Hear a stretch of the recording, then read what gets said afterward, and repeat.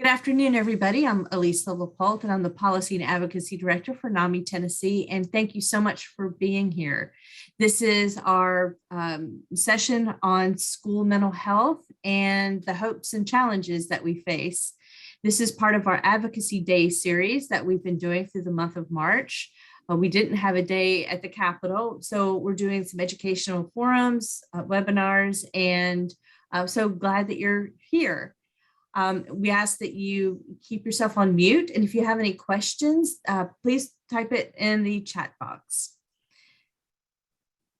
So today we're going to hear from three speakers, and we're going to go over some areas of interest with some legislation that's going on at the Capitol, talking about the school funding program, the school funding formula that's being discussed at the Capitol, ratios of school support personnel, social workers, psychologists, and so forth, getting more of those professions into the schools. I'm going to talk about a bill that's actually up tomorrow in committee regarding parental consent before students can get mental health services. That's an interesting topic. And then we'll just talk about some other resources that are available that you all might not know about in the state. So we'll go ahead and get started. I'm just going to briefly introduce our speakers. And this is going to be a very casual kind of Q&A type thing. So we have Anis Overall, and she is the supervising social worker at the Shelby County Schools Mental Health Center. I did not realize that there was a mental health center, and I'd like to hear more about that.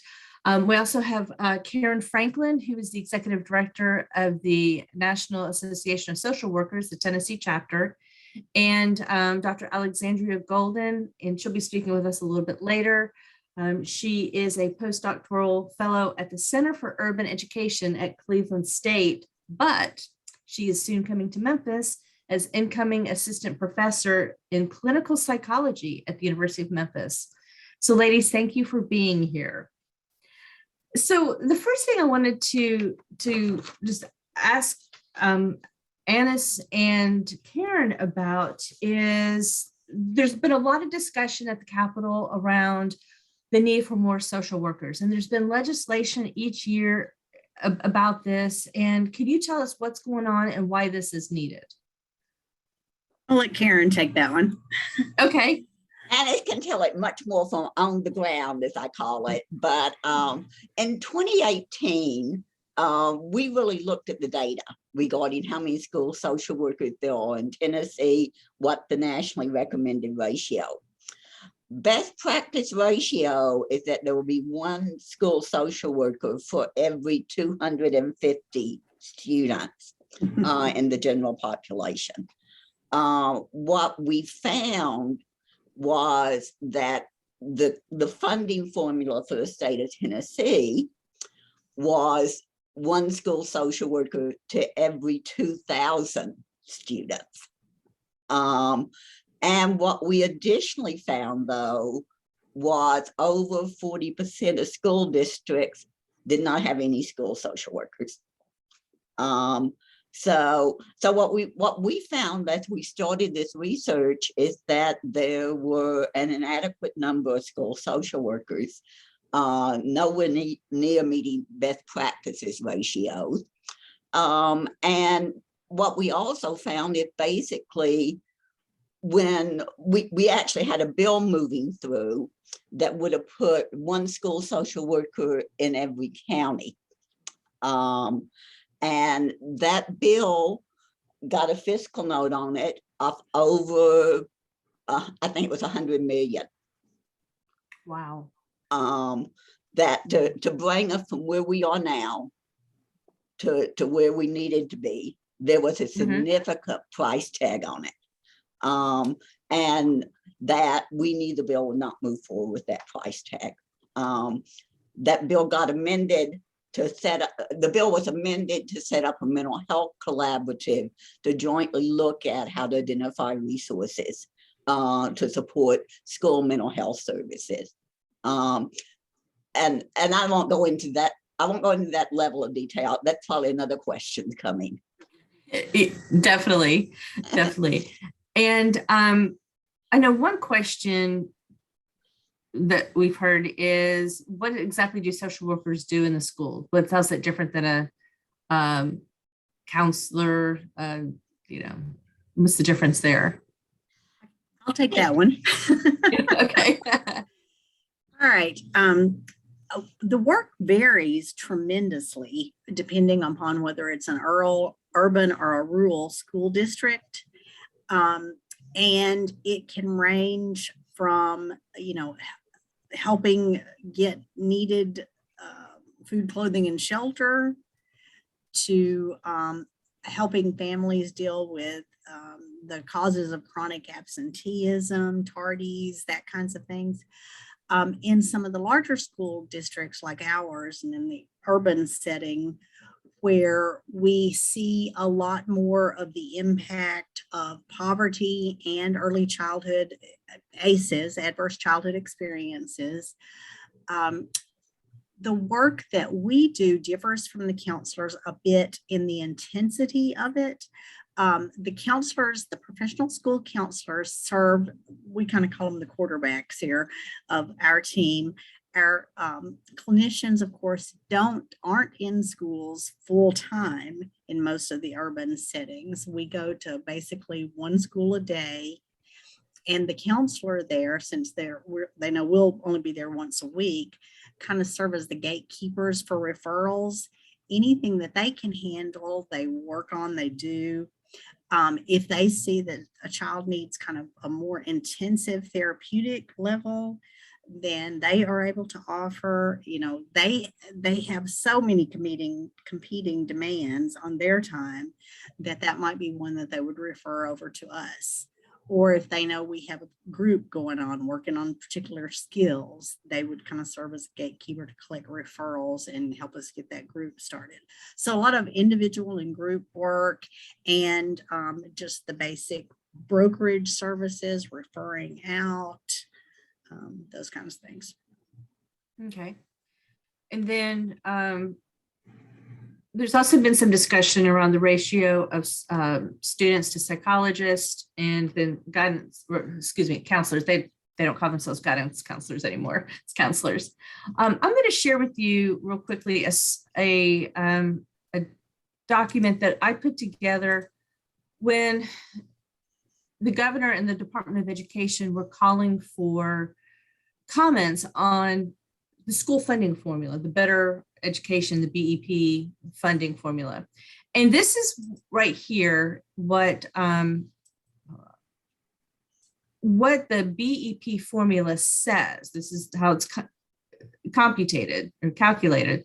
They're saying that the BEP formula is for counselors is 1 to 500 students in elementary school and 1 to 350 for students in grades 7 through 12. The American School Counselor Association recommends a ratio of 1 to 250. And then social workers, that's what Karen said, it's based on 1 to 2,000. And that's a big difference. You all recommend a ratio of 1 to 250 students. And then psychologists, this is a really an area that needs some help. It's at least 1 per county. And the ratio is funded at 1 to 2,500 students, and they recommend a ratio of 1 to 500 or 700 students. And this support personnel is critical because of the needs. Our National NAMI office has said this: undiagnosed, untreated, or inadequately treated mental illness can significantly interfere with a student's ability to learn, grow, and develop. Since children spend much of their productive time in educational settings, schools offer a unique opportunity for early identification, prevention, and interventions that serve students where they already are. And then we know that in 2019, 15% of students aged 12 to 17 reported receiving mental health services at school. So we need trained professionals. the need is there. Can you all talk about the need in, you both have been in this business for a long time. What's going on now as a result of the pandemic? What are you seeing in students, Annis? That might be a good one for you. Okay. We are seeing children struggling a great deal with just reacclimating to social interactions, basically in the classroom and in the school setting. A lot of probably lingering anxiety and just a lot of difficulty coming back in, getting back into the swing of things, especially, children in the, say, middle elementary age. It's really like that. It was almost 2 years, they kind of forgotten how to socialize and sort of the day-to-day, procedures for things. So a lot of misbehavior around that, just shorter fuses. Everybody seems to be a little more irritable and on edge. And I think that's true for adults as well as children. So it's a bad mix, but yeah, that's a lot of what we're seeing. Mm-hmm. Lisa, the other thing that I would add is I'm a 60 Minutes fan. And 60 Minutes last year, 2 years ago, early in the pandemic, did a profile of a school social worker. And that school social worker was the person who got people connected to education. They were kids at home. They weren't being involved online at all. The school social worker connected the student. And I think that happened early on a lot. What we heard from Tennessee school social workers in Knox County is that they often became the bridge between the student and the school, in terms of really making sure that connection happened. They were also the people who had some flexibility to kind of ensure that issues were addressed that came up during the pandemic, that were non-educational related. Okay, great. So here we have these needs in the schools. The legislature, there's been these bills filed, but I don't see any bills moving that would increase the ratio of students to psychologists. I don't see any bills moving that would do much to put school counselors in. There is some legislation by Senator Crow and I can't remember the House sponsor that would make some of these changes, that would put more money into the BEP funding for student supports, for counselors, school nurses, and so forth. What are you all hearing, Karen, as far as what's moving at the Capitol? We decided to take somewhat of a different approach on this year. And we are part of a mental health collaborative that includes school social workers, school counselors, school psychologists, and school nurses. And Elisa is also part of that. And that collaborative, had been under the Department of Education, but it's only included representatives from the professional associations. The professional associations don't have funding resources.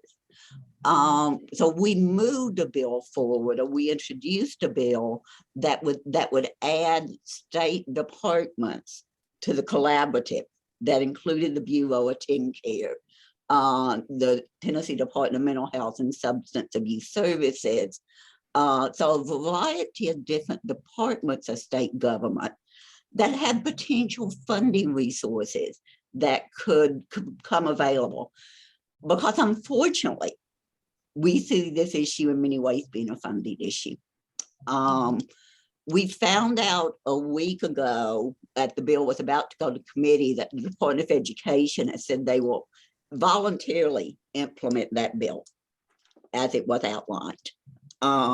So we are going forward with anticipation that will be implemented during the next year.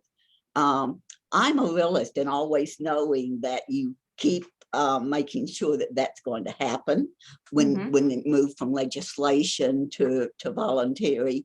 But we are optimistic. And again, we think the funding issues have to be discussed and looked at to really move those ratios and to change those ratios.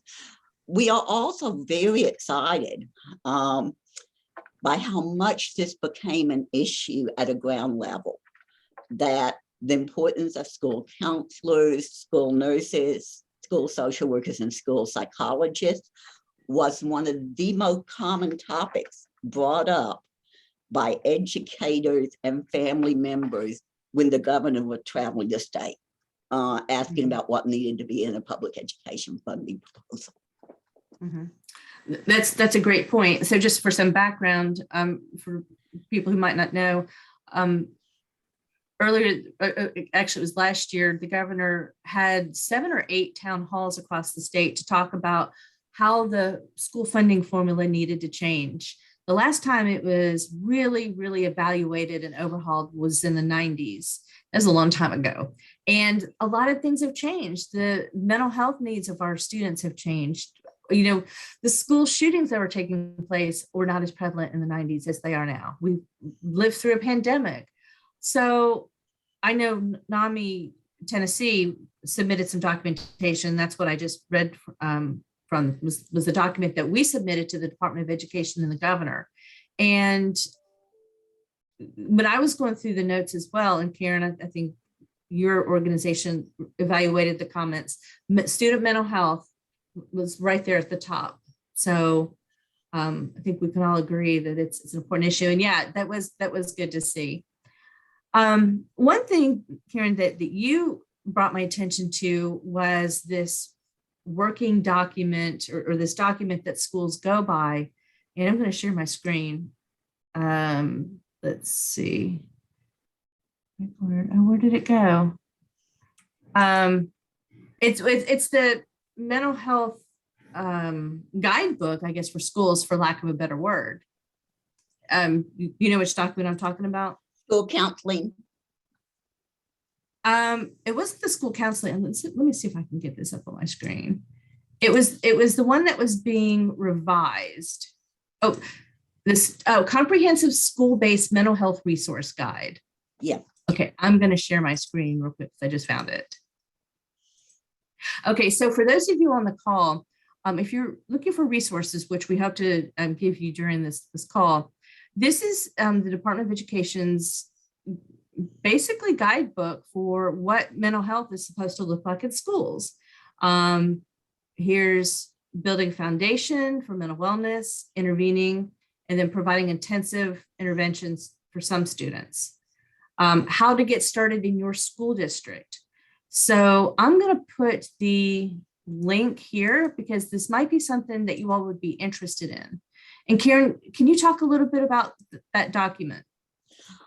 I can talk a little bit about it. I will tell you, I'm not an expert with this document, but it really was developed in large part related to exactly what you said, to help people to begin to build school mental health services within schools. I think it's a critical document for people to be aware of. It's a document that I understand is going to be going through revision again during the next year. But I think it is the critical document that is out there now. And what's written, this version, I think, was prepared in about 2018. Yes, it's what it said on the front, 2018. So yeah, so those of you who, like I said, are interested in what your schools are doing or are supposed to be doing, please look at that resource guide because it does spell out what schools can do, and maybe you and your communities see gaps. You know, maybe you could step in, maybe if you're a therapist, maybe talking to your local school board about what the school-based mental health looks like. So just that's a little tip for some advocacy there. Let's see, I wanted to talk about the parental consent bill, and I would love for you all to write your comments in the chat box as I'm talking, because we're struggling with this one. We are at NAMI Tennessee, we're struggling with this bill. So this is House Bill 2451 and Senate Bill 2360. It's the Parent Bill of Rights legislation. And there was something similar filed last year. This is something that's been going around the country. And it does a number of things. And the idea, as I understand it, is to ensure that parents are notified and are involved in what their students are being taught and what services they're getting. So this bill says that parents have the right to inspect the names of guest speakers coming into schools, substitute teachers. It allows them to visit and observe classrooms where their children are being taught, review content of teaching manuals. They have the right to review a list of all materials and titles in the school library. If there are school organizations or clubs, a list has to be provided to parents with a description of the mission and what the organization does. And before a student can join an organization, he or she has to have a parental permission. Then when it comes to medical treatment, the bill says that if there's a medical service performed on the student or at school through the school nurse, the parent has to be immediately notified. So what does this have to do with mental health? There's a part of the bill at the very end that says that students have to have parental permission for any medical service. And that means, or if there's any service provided by like a medical professional. And that means mental health screenings. That also means in the event that there is a mental health crisis that a student's having, that the school cannot respond until they get parental permission. And we're a bit troubled by this. So I would love to hear any response from anybody on the call. One of the things that we think is if school physical health is provided, medical intervention is provided without a parental permission slip, then why is it that mental health would have to be? But according to this bill, it's any healthcare service would have to have parental permission first. So any comments, any thoughts? One thing I was going to say is the part about the parental permission for mental health screenings, that's already in legislation. Okay. In fact, that the guidebook that you just put up, it refers to the Tennessee Code annotated legislation in there.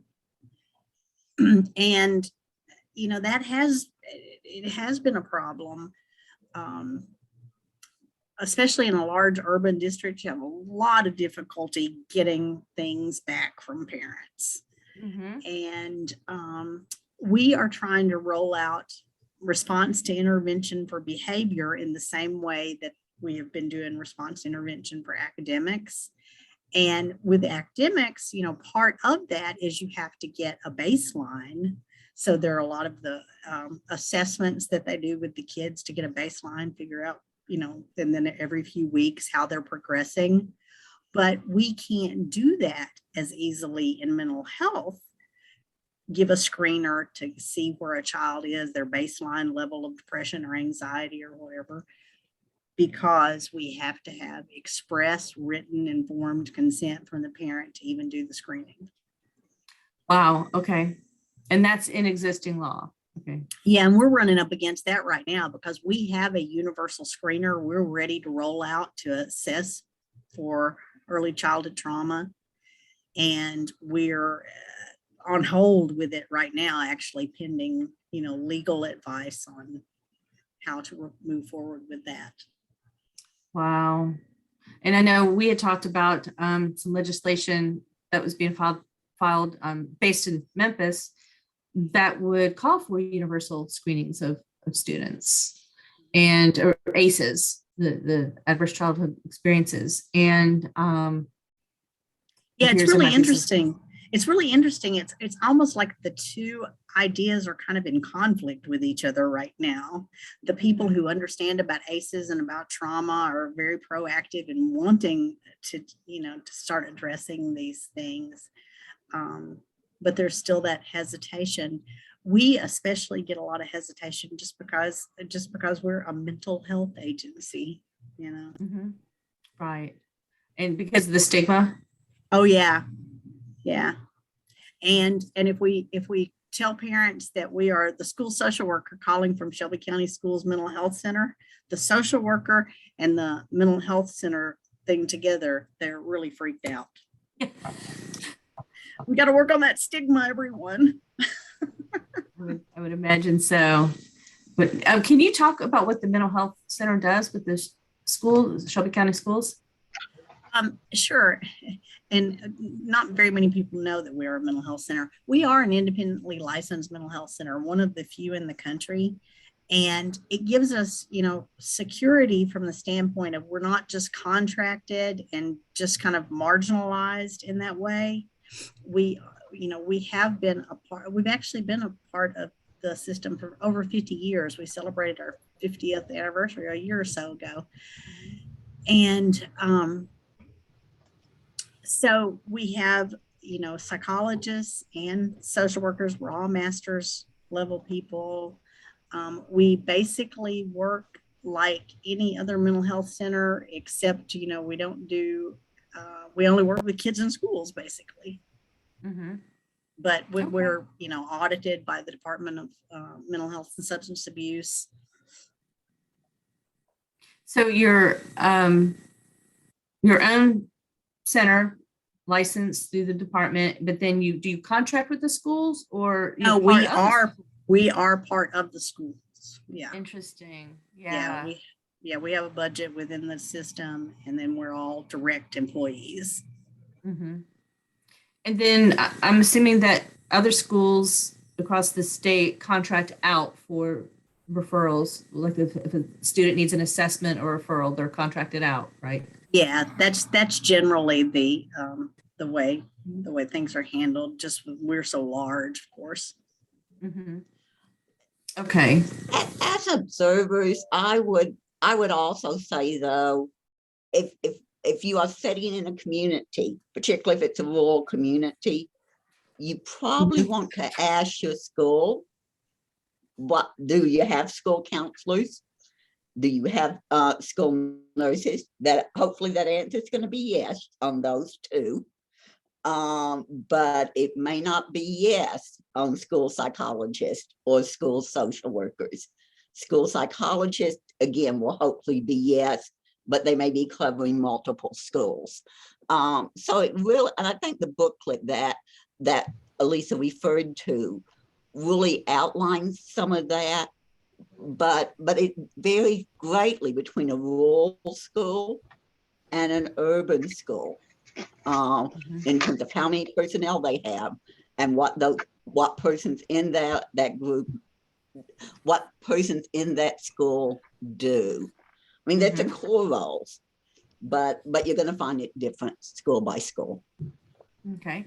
Well, this is a fabulous segue for our next speaker, Dr. Alexandria Golden. I mentioned earlier she's a postdoctoral fellow at the Center for Urban Education at Cleveland State University, and she's coming to University of Memphis as assistant professor in clinical psychology.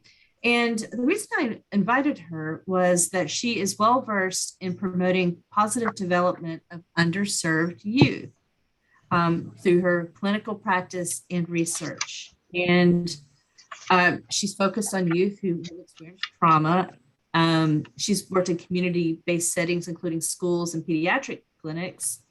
And her research focuses on identifying culturally relevant protective factors for racial minority youth experiencing racial inequities, including racial discrimination. So, Dr. Golden, do you want to just jump in? And one of the things you and I talked about was, what is it lacking? what is lacking when it comes to school-based mental health, particularly for communities of color? Absolutely. So a lot of amazing points have been made today. One of which we are all very aware of is that there are not enough services available to all students in schools. But we also see a lot of changes in health disparities. We see also an increased need over the years. So since 2009, with the Youth Risk Behavior Survey, an increase in need of mental health services progressively for all students. But very recently, we've also seen that youth of color are at high risk for particularly suicide attempts, right? So for Black youth, suicide is the second leading cause of death for students, for youth ages 10 to 14, and the third leading cause of death for children 15 to 19 years of age, okay?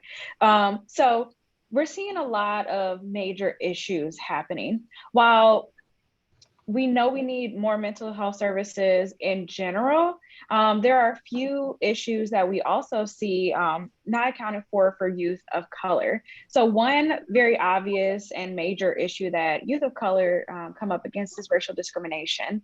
And racial discrimination is not limited to, you know, being followed in a store or the grumpy old man on their block who is saying inappropriate things. But specifically in the school setting, we see a lot of racial inequities that occur, whether intentionally or unintentionally. One of the biggest ones that has been discussed in past years is disproportionate discipline. So this is where Black and Latinx youth are disciplined at a greater level and more harshly for behaviors that their white peers also engage in. We see this with Black youth being seen as more threatening, being seen as older than they are, right? And also with girls, we also see this with girls where they are disproportionately disciplined for things such as the dress code violations, right? So their body shapes and developmental changes that happen. So these inequities are happening, but we also don't have culturally appropriate services or culturally relevant services that are always happening. In addition to that, we also see that a lot of racial minority youth are concentrated in urban areas where they are at greater risk for experiencing poverty, trauma, and community violence, exposure to trauma and community violence. So with that, the funding issue that we've been discussing this entire time really is more pronounced because there aren't enough services to provide both culturally relevant and appropriate treatment for youth who are experiencing racial trauma and community-based violence and trauma from their home environments. So as you all have already said, just a few things, just restating the things that you all have already said is with this lack of funding, school counselors or counselors in schools are typically not equipped to handle the kinds of mental health issues. In addition, they are also being pulled in a lot of different directions. We also see that school psychologists are appropriately equipped to handle mental health issues and to provide treatment, but they are overburdened with diagnostic tests, and they also service a really high quantity of students across a number of different schools. And then we also have community mental health services that are in schools, and that's a wonderful option, but they're often underfunded. There is limited availability. As you all mentioned, you all are able to go to one school once a day or one day of a week. And so there is, they're not allowed to, or they don't have the capacity to provide the care that the number of students need in the schools. And so those are just a few things on that first question. Okay, great. And then you mentioned about the different professions, the psychologists, the counselors, the social workers. what does it mean to be culturally competent, and what's the importance of having those professionals who are culturally competent? That is a wonderful question. I feel like this is a discussion that has been had for a very long time. So when I talk about cultural competence, I discuss cultural competence as a journey rather than a destination, right? So you never arrive to cultural competence. You're never culturally competent. You don't know it all.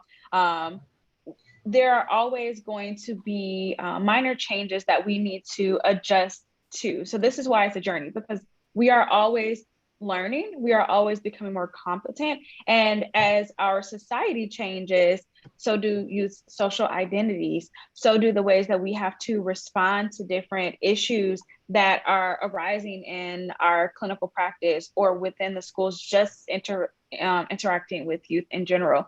So I think there are some really amazing examples of this in past years. If we even look back to, let's say, the 90s and the presentation of students in the 90s or even the 80s, the timelines have changed. The what is happening in the lives of youth is changing. These days, compared to those, we see a lot more students who are becoming more comfortable with their not identifying as heterosexual, not being non-binary. So they're exploring their sexuality, they're exploring their gender identification. And while therapists in the 90s, some of them had to deal with this, probably not to the same extent that therapists do now and that teachers do now. We also see that there is, legislation out, and youth are even protesting the Don't Say Gay, right? The Don't Say Gay bill. So I think that really speaks to what I mean by cultural competence is being open, being aware that the ways that youth are presenting, the things that youth are going through, it is constantly changing with each generation as technology changes. Youth aren't only experiencing discrimination in school, they're experiencing it online. They're being exposed to it by seeing it happen to other people, whether that's on TikTok or on Instagram or in the comment section of the newspaper. Mm-hmm. We have to be able to adjust to that. Right. To treat them appropriately. So in other words, the way that a school psychologist, counselor, social worker would respond and interact with a student, say with AIDS from the 80s, is much different today because of the understanding. And like you said, the whole the students aren't as caught up in gender distinctions. They're social norms, binary, right. And so being knowledgeable of that culture is what's so critical with professionals, whether it's in a school setting or any other mental health setting. Is that, do I have that right? You do have that right. We mental health professionals and as well as educators have to be able to learn to be open so that we're not traumatizing youth more than they're already being traumatized at home, in the media, by being exposed to things that are challenging their self-exploration, which is their job during adolescence, and really learning and listening so that we can understand what it is that they're going through. Mm-hmm. So here's a question. So what would culturally appropriate mental health support, like many cultures and communities have different attitudes toward mental illness and mental health care. So what does cultural competence look like there? So inclusion and that's a good question, and there are two different parts. So there are some cultures that do still have stigmas around mental health, but we do see a lot of that changing in a lot of cultures. For example, Black culture, we see there is much more emphasis in the millennial generation and beyond discussing mental wellness. We see it in the news with athletes who are discussing, Simone Biles, Naomi Osaka, talking about taking care of their mental health. So we do see the tides are changing, although The older generation is not as open and still trying to adjust. The younger generation has really gotten on the train. So that's one thing, thinking about, what does that look like? What are the parents thinking? Who are the parents? What were their norms when they were coming up? And how does that affect the ways that they see mental health services now? But if we're thinking about providing culturally appropriate support, that means understanding the cultural norms. And that's not to say that we expect that therapists will know the cultural norms of the students that are coming to them. Students have so many different identities that, weave into each other and make them so distinct that it's really important to ask them questions about their culture. What's important to them? Is their culture important to them? How are they being affected? So really listening in.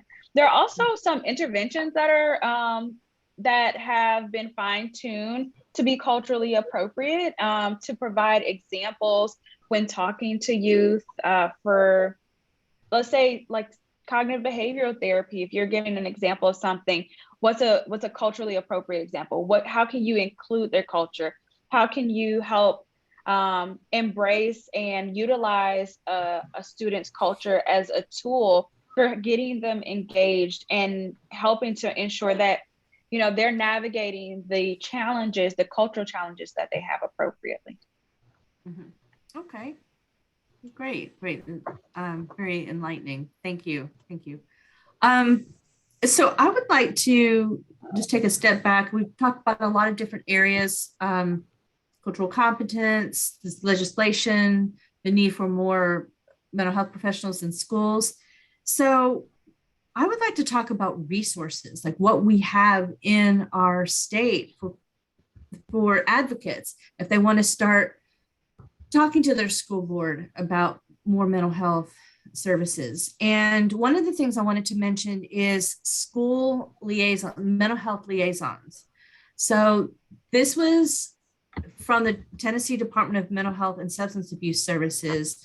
They've been phased in over time. And last year, the Tennessee General Assembly and the governor funded all 95 counties with at least one school mental health liaison. Karen and Annis, can you talk a little bit about what those liaisons do? Here, that's been a little murky, partially because we already had such a well-developed mental health system in place. And so the liaisons that are working here are working under the coordinated school health purview. And our mental health department is kind of separate for that. So we're not as connected to what they're doing. So I'll let Karen kind of speak for what's going on in the rest of the state. I do think it probably varies somewhat by county, but what I think the core role is to link what's happening in the schools to the community mental health providers. So I think there's some work within schools, but it's also really to link students that need assistance back out to the community mental health centers too. So it's to build a bridge. The other thing I think part of their role is to really be an advocate for mental health services within the schools too. So I think that there's some different roles. I think anytime you have, we're talking position that many counties went into place a year ago, that those roles are continuing to unfold. But I think there's an advocate within the schools, but I also think there's a linkage role back out to community mental health resources in the community. Yeah, okay. That's great. So this is still an effort that's ramping up, it sounds like. But for advocates, that's definitely a go-to person in your school district is your school mental health liaison. And a list of those, I know they're available on the Department of Mental Health and Substance Abuse Services website. So that would be a place to go. Another really cool thing that's going on in the state is something called Project Aware. And the director couldn't be with us today. She had a conflict, but Project Aware stands for Advancing Wellness and Resilience in Education. And the State Department of Education got a $4.6 million grant, and this is back in November, to boost mental health and behavioral supports in just 3 school districts, $4.6 million. And it's, I guess this would be a pilot program. Is that right, Karen? Yeah. It's in Bledsoe, Haywood, and Scott counties. And this is in partnership with the Department of Mental Health and Substance Abuse Services. Now, already there are counties that had this funding available. In 2014, this was piloted in other counties for a 5-year period: Lauderdale, Lawrence, and Anderson. And then in 2019, 4 more school districts or counties were added to this, and that's Cog, Fayette, Hickman, and Lake counties. And these are all pretty rural schools, and it's going to be interesting to see how this funding helps build the community support and infrastructure there. Like, for instance, in Cog County, if you don't know where that is, that's in East Tennessee, near Knoxville, Newport. They provided 3 student support specialists and an Project Aware director. And the idea is they're helping students with basic needs for their families, intervention in non-crisis and crisis situations, and making referrals to community mental health professionals. So that's less than a dozen school systems that are getting this intensive project funding, and imagine what we can do with more. Lisa, if I could say, one of the most exciting things about that group, and they hold quarterly meetings, the most exciting thing is when they had their youth councils talking, because part of the WARE projects is also developing youth councils. Mm-hmm. And those councils will periodically present to professionals. And it's the youth who are talking about mental health, and they're talking with their peers about mental health. And it is an amazing meeting to ever attend. And there really is the sense of, in those programs, how you really bring youth into the discussion, mm-hmm. and to have them become the ambassadors for I'm going to call healthy behaviors. Okay, great. I think it's exciting that the funding is going to be available, and it's from SAMHSA, so Health and Human Services federal level. These grants will go through 2026. So it's going to be real interesting to see what happens in those communities. So for anybody else on the call, what are some other exciting things going on in the state around school mental health? I know that we have a really good ACEs system here in the state, Adverse Childhood Experiences. Tennessee Voices, I want to also talk about them. They do a lot of work around youth mental health. What else is out there?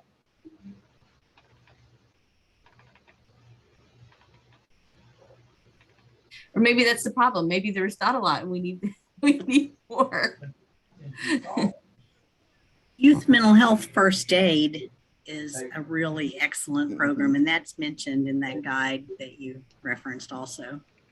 Right.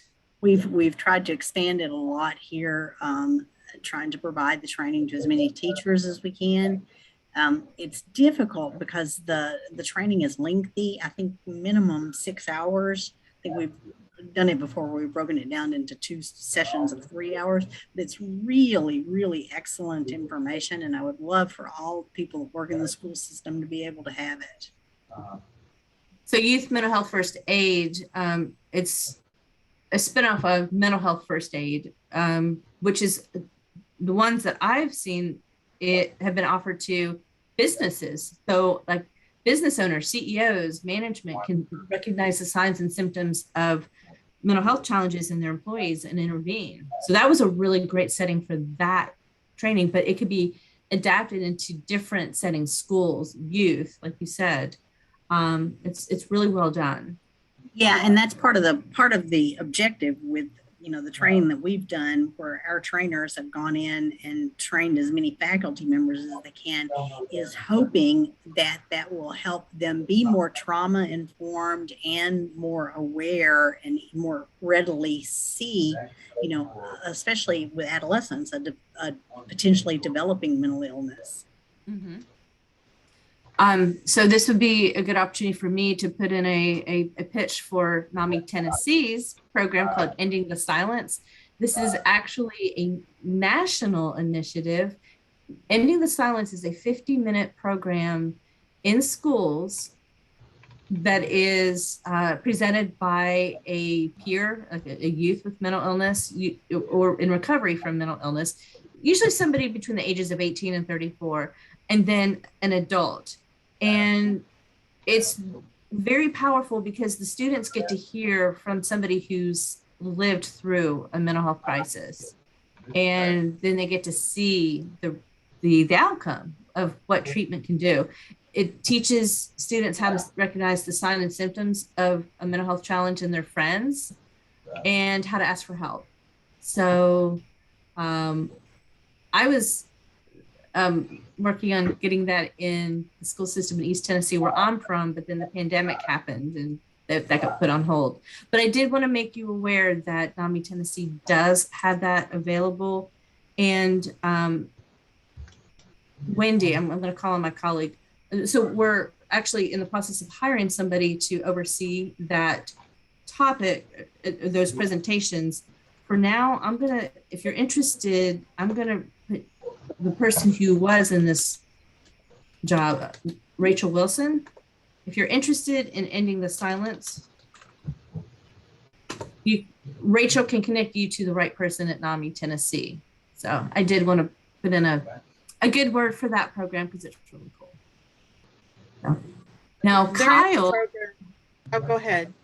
Oh, go ahead, Wendy.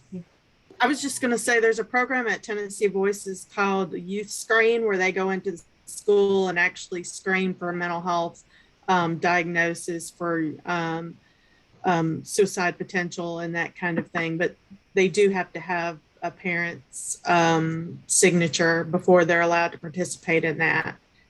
But they're always looking for new schools to do. Okay. Great. I think Tennessee Suicide Prevention Network does a fair amount of training within schools too. And they were expanded, they received expansion funding a few years ago too, related to that.